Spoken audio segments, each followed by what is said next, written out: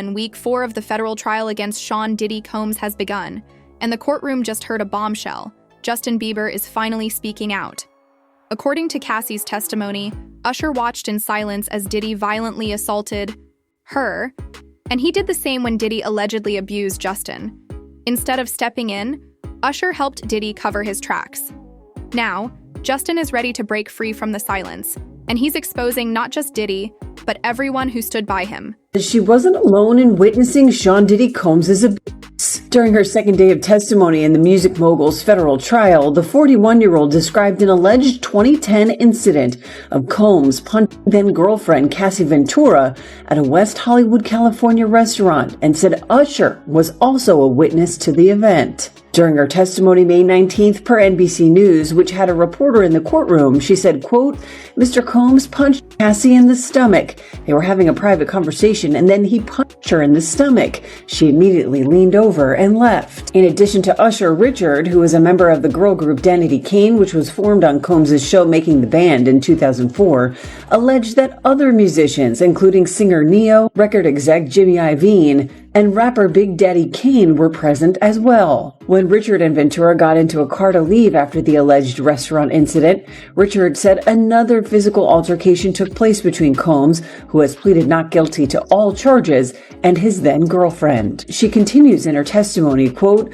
We got in the car to head back to her house. Combs grabbed her, slapped her, popped her in the mouth, and told her to shut the Evidence from the trial is starting to surface, and Justin Bieber's representatives have issued a chilling statement.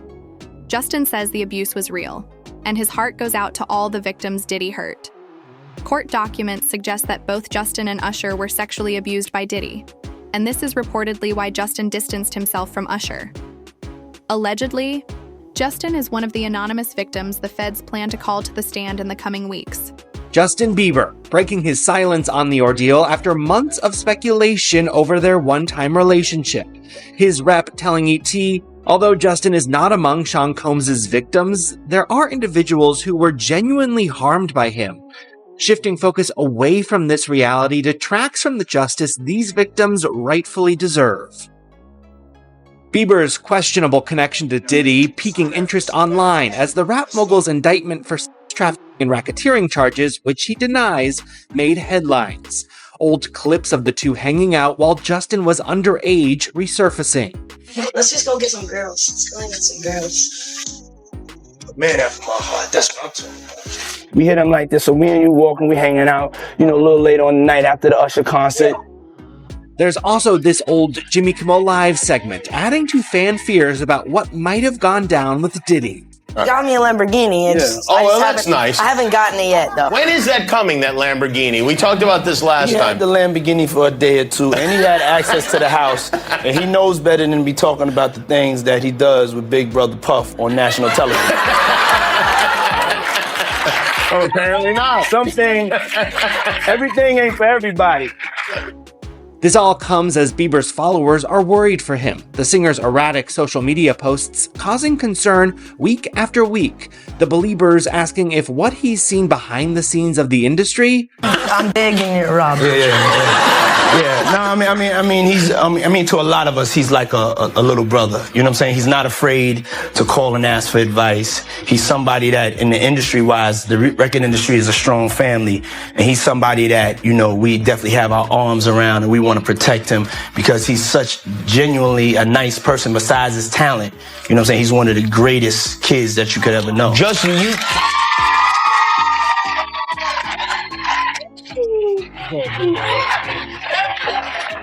Diddy bought his son a Bentley. Maybe, he could buy you one also while you're out. Got me a Lamborghini. Oh, well, that's nice. I haven't gotten it yet, though. Yeah, I know. When is that coming, that Lamborghini? We talked about this last time. He time. had the Lamborghini for a day or two, and he had access to the house, and he knows better than be talking about the things that he does with Big Brother Puff on national television. What's up, man? You good? I'm good. How are you doing? Young brother, everything's good? Selling out arenas and everything? Starting to act different, huh? You ain't been calling me and hanging out the way we used to hang out. Well, you try to get in contact with me, through all my, partners and whatnot. Mm-hmm. But you never really got my number, so. Right. Okay. My number? Yeah. I'm gonna tell you my number. Yeah. It's 55. Care about, guys. It's money. You don't care about people. Only money. Only money. No people. You don't care about human beings. Go. Go. Go.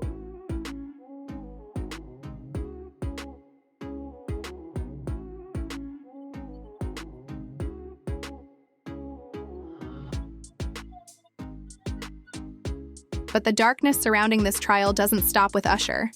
Now, names like Kanye West, T.D. Jakes, and Ashton Kutcher are surfacing. According to insiders, this conspiracy runs far deeper than anyone imagined.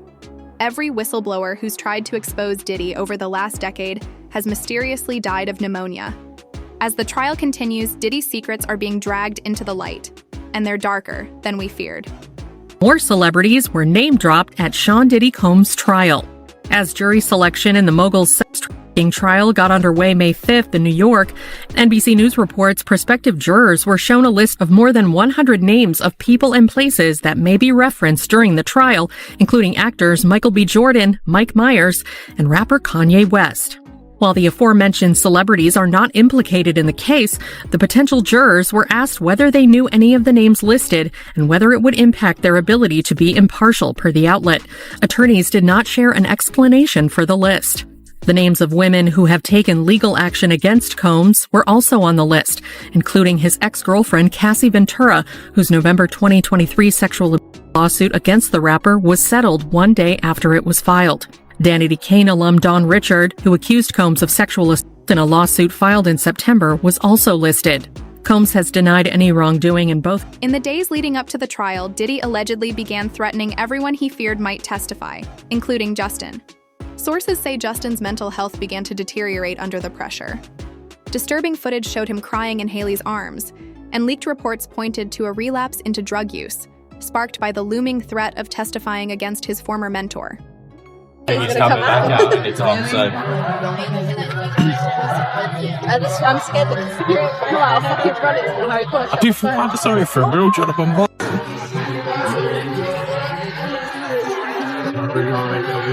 Oh my god, listen, I thought they called me. Really? Yeah, honestly.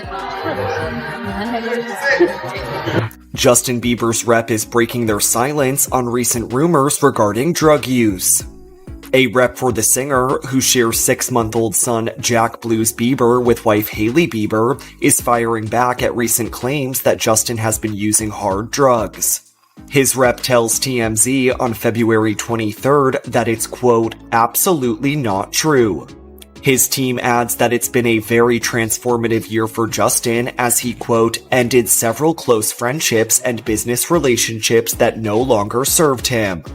As Justin's 31st birthday approaches on March 1st, he's focused on his family and his music, not speculation about his health, which his rep calls, quote, exhausting and pitiful, and shows that despite the obvious truth, people are committed to keeping negative, salacious, harmful narratives alive.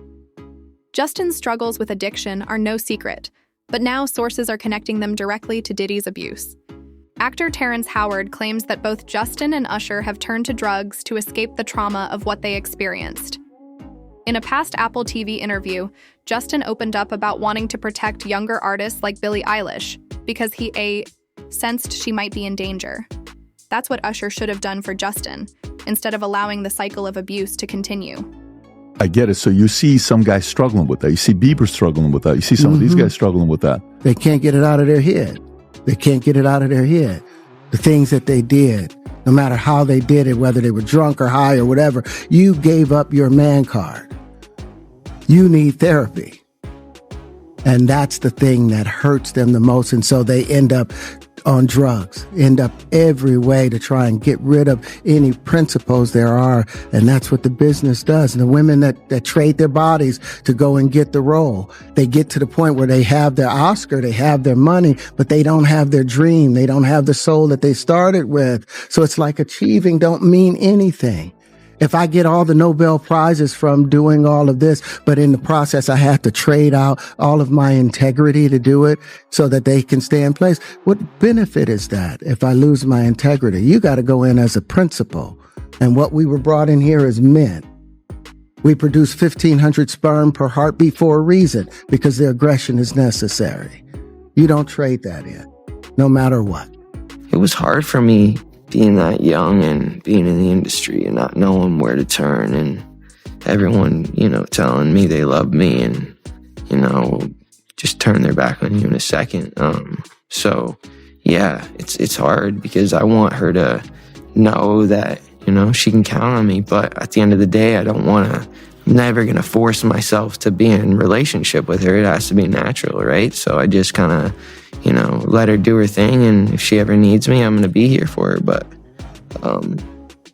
yeah, just protecting those moments, because people take for granted encounters and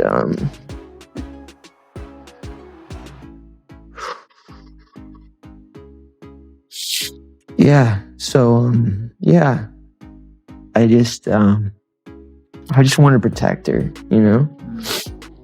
I don't want her to lose it. I don't want her to go through anything I went through. I don't wish that upon anybody. So yeah, if she ever needs me, I'm just a call away. The most disturbing revelation? Usher allegedly gave Diddy access to a 13-year-old Justin Bieber. Instead of protecting the young star, Usher handed him over. For 48 hours, Justin was allegedly kept under Diddy's control, and what happened during that time left scars that still haunt him to this day. Actually, someone made reference to the fact that Diddy trying to get at Bieber the way he was trying to get at Bieber was looking a little predatory. And then Usher came in and discovered it and managed him and got custody of him and promised to look after him. And then he sent him to the diddler. Does that sound like a good guy? It's horrible. Does that sound like a good guy? Now that we know what Diddy's really like, what kind of asshole do you gotta be to take another boy, another talented boy, and put him in your place so it ain't gotta be you no more? Because that's what pedophiles do. They get victims, and then once they get to a certain age and they get too old for them to enjoy them, they send them out to go get other young kids. Now, if Usher is a procurer, and if Usher knew what was going to happen to any of those young children that he took to the Flavor Freak off, is he a good guy? Especially considering what happened to him, especially considering that he sat Howard Stern, and Howard Stern said, would you send your kids to Puffy's Flavor Camp?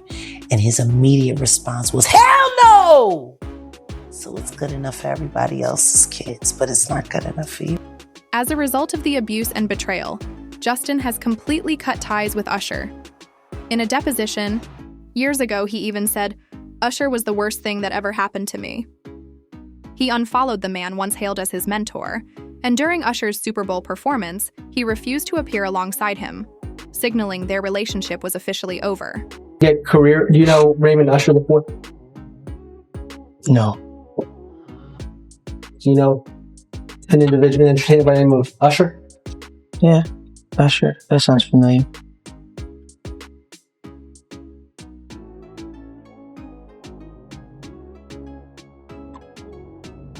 Isn't it true that Usher was instrumental in starting your career? What does that have to do with this litigation, Mr. DeKalb? This is just you trying to harass the client. Before we came back here, you'd asked me. She's going to let her read back the question. Thank you for your memory. Is it true that Usher was very instrumental in starting? I was found on YouTube. I think that I was detrimental to my own career. Justin Bieber, is continuing the purge. He has now moved to unfollow Usher, okay, his original mentor. So this is a very big story.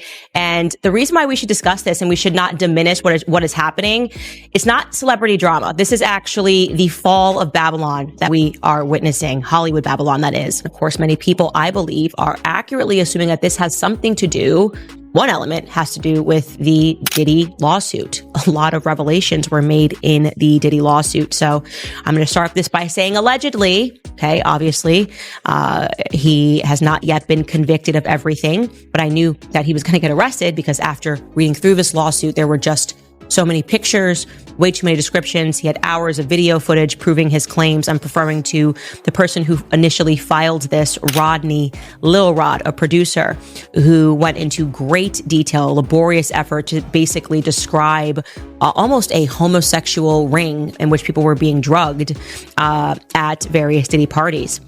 But he describes how essentially him being a young producer, they tried to initiate him into homosexuality. And I'm going to read this directly from a lawsuit. It says, quote, Mr. Combs, that's Diddy, used access to Stevie J and his knowledge that the producer, Mr. Jones, admired Stevie J to groom and enticed Mr. Jones to engage in homosexuality. But then there's a footnote in the filing, right? Because the names are redacted. And in the footnote, it reads that regarding the R&B singer that Diddy allegedly slept with, he performed at the Super Bowl and had a successful Vegas residency. So this let people know that very clearly the name that was redacted had to have been Usher, because it was Usher who recently performed at the Super Bowl, and it was Usher at the time of this filing. Usher's betrayal didn't end there. When Justin's private photos were leaked while he was still a minor, Usher reportedly laughed. The same man who was supposed to guide and protect him mocked his trauma. Come to audition for you, right? Actually, there were a few people. My wife at the time. Right. It also was Perry Reed, L.A. Reid's first wife. So you were all sitting in a room We somewhere. were in a room. Yeah. And I showed her the video. And Perry says, "Are you crazy? You better get down there and meet this kid right now. He's amazing." When all these pics come out and all this stuff with Bieber's big penis, are you the mastermind behind that? Say, listen, show off your big penis and people will come to those concerts. Or are you sitting there? Is that the kind of manager he's doing? Usher, are you sitting down with him and saying, yeah, show your or leave it in your pants? I mean, do you sit him down and say, look, part of this is PR, Hey, man. by the way, he does have a brain of his own. Yeah, but were you shocked at the size of his penis? Hey, listen, he has a mind of his own. What he chose to do with his penis is his prerogative. He's managing that aspect of his life. But Usher is somebody... I have nothing to do with Justin Bieber's private parts. So why didn't Justin speak out sooner? Because he believed nothing would happen. When Kid Cudi told the police that Diddy broke into his home and set his car on fire, evidence was collected, including fingerprints. But just like in every case involving Diddy, the evidence somehow vanished. Adjourned today in this trafficking and racketeering trial of Sean Diddy Combs. Today, the defense requested a mistrial following testimony from an LA arson investigator, but the judge denied the request. ABC's Rena Roy has the latest. A mistrial request denied in the federal criminal trial of Sean Diddy Combs. His defense team accusing the government of prosecutorial misconduct during the testimony of a Los Angeles arson investigator who spoke about fingerprints that were lifted from the front door of rapper Kid Cudi's home as part of an investigation into a break-in there in 2011.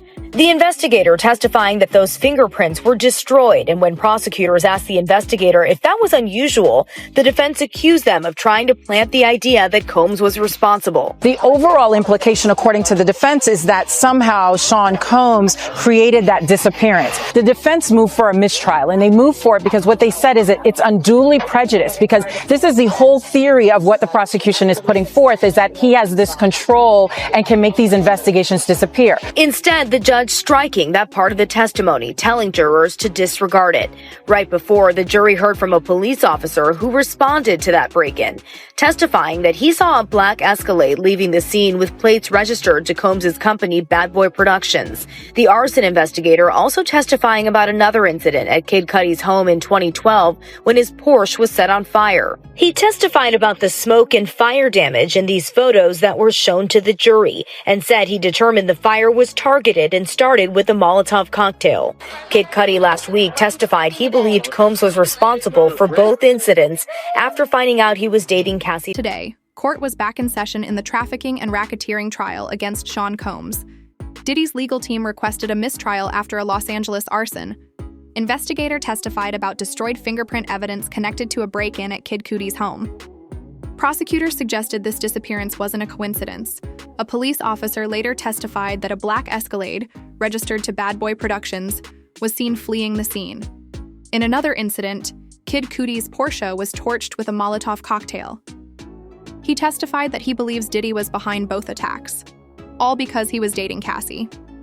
And just days after his mansion was raided and 1,000 bottles of baby oil were seized, Diddy was still caught in a hotel room with $9,000 cash, bags of baby oil and Astroglide, allegedly in the middle of another freak-off. Inside Combs's Miami mansion, the day federal agents busted the gate open last year to raid it. A federal agent testifying about the evidence, guns and ammo seized from Diddy's home that were found near alleged freak-off supplies, which included dozens of bottles of baby oil and boxes of platform heels, bondage restraints, and bundles of rope.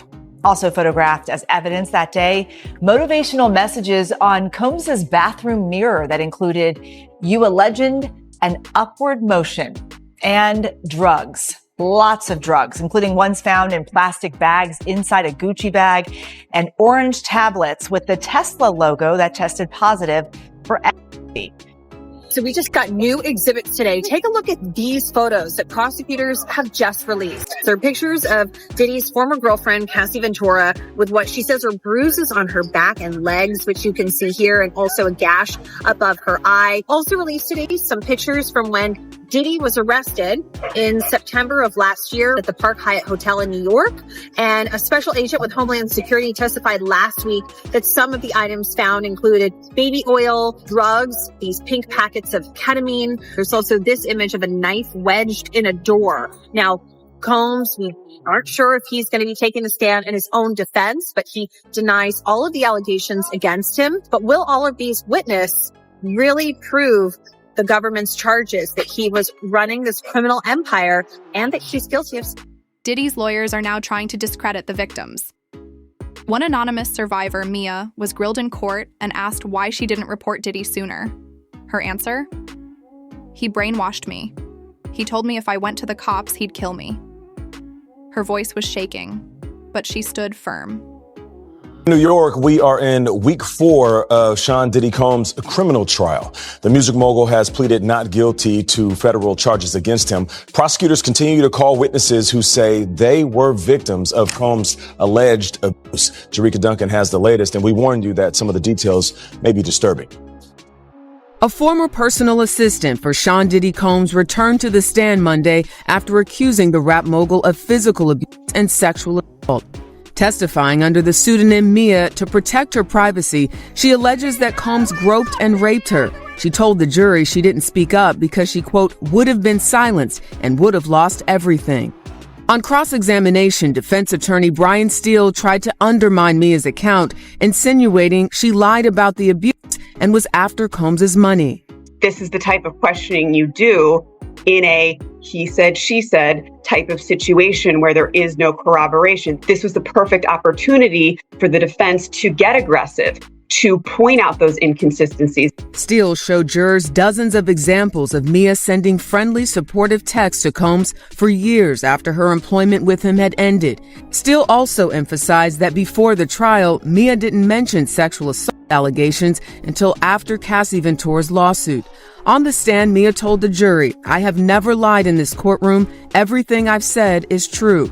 She testified that she didn't come forward sooner about alleged abuse because she was, quote, terrified and brainwashed after working for Combs. It only takes one juror to throw a wrench in the prosecution's plan and not get a conviction. If even one juror gets back there in that deliberation room and causes some reasonable doubt, that could be the defense's case.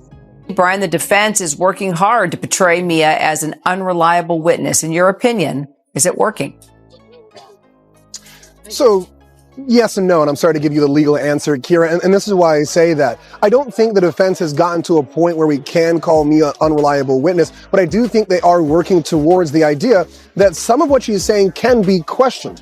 Specifically, they're looking at these allegations and putting them next to these messages, that even some days after the alleged sexual assault and rape of Mia by Sean Combs, all the way up until 3.5 years, she's still sending these loving messages. And it's her explanations that I think are raising a few eyebrows eyebrows as to why she kept doing that. But I think people are starting to say that doesn't quite make sense. But I still do believe, based on what she's saying and how she's reacting, that she is a victim of trauma. So that question mark often favors the defense, but I don't think it's fair, to say that Mia is an unreliable witness.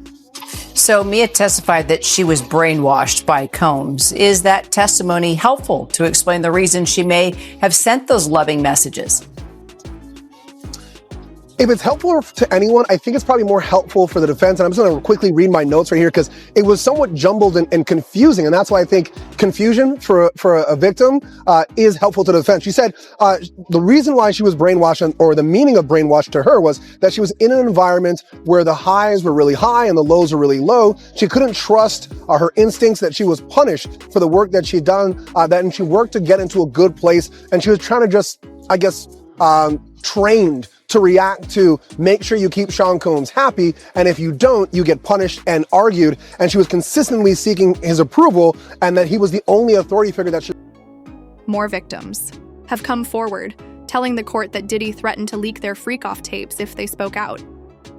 Among today's witnesses, stylist Deontay Nash, fire investigator Lance Jimenez, and LAPD officer Chris Ignacio, each of them painting a damning portrait of Diddy's violent behavior and unchecked power. Day 11 of testimony in the Sean Diddy Combs trafficking and racketeering trial.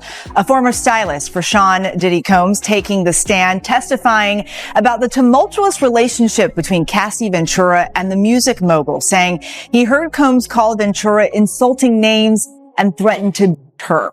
The stylist also testified he heard Combs tell Cassie that he wouldn't put her music out, that he would get her parents fired from their jobs, that he would put out sex tapes. Now, earlier today, the judge denying the defense's motion for a mistrial after a Los Angeles Fire Department arson investigator testified that fingerprint evidence from the suspected break-in of rapper Kid Cudi's house was destroyed. That investigator testified he did not order the prints destroyed. The fire department concluding that the 2012 fire set inside Kid Cudi's car was caused by a makeshift firebomb known as a Molotov cocktail.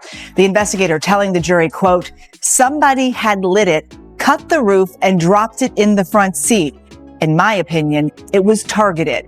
And weeks after testifying as the prosecution's star witness, we learned today that Cassie Ventura has given birth to her third child. Sean Combs has pleaded not guilty to all charges. His defense team says any sexual encounters were consensual. If convicted, Combs faces the possibility of life. Dawn Richard, a former Danity Kane member, also testified. She revealed that in 2010, at a West Hollywood restaurant, Usher witnessed Diddy punch her in the stomach during a private conversation. She immediately bent over in pain and left the restaurant. Usher allegedly said nothing. On the 6051 form, what was found in the closet? They then show a picture to the jury, and it was plastic bags full of Johnson & Johnson baby oil and Astroglide bottles. And you're telling me Diddy is still doing this, knowing that they have already raided his house, knowing that they are about to blow down on him? What was found in the bathroom? Several bottles of baby oil, and they show that picture to the jury. Now the bedroom. What was found in the Louis Vuitton bag? Medication in the name of Frank Black. That is the name that Cassie Ventura said Diddy used as an alias. And what was the medicine? Bags of pink powder found in the medicine bottles. And then they showed a picture to the jury of it being found and tested by Customs and Border Patrol. Reading from the slip where they tested it from, the pink powder was found to be K and MDMA in the bottle. And then they actually passed around the physical evidence to the jury. What was found in the black mini backpack? $9,000. For years, the music industry protected Diddy. But now his victims are finally stepping into the light. Justin Bieber's voice, silenced by fear, loyalty, and trauma, could be the key to breaking this cycle. As more names surface and more secrets are exposed, this is no longer just a trial. It's a reckoning. The victims deserve justice. The enablers deserve to be exposed. And Diddy? He may finally be out of time. This story is still developing. Make sure to like, subscribe, and hit the bell. You don't want to miss the next chapter in this explosive case.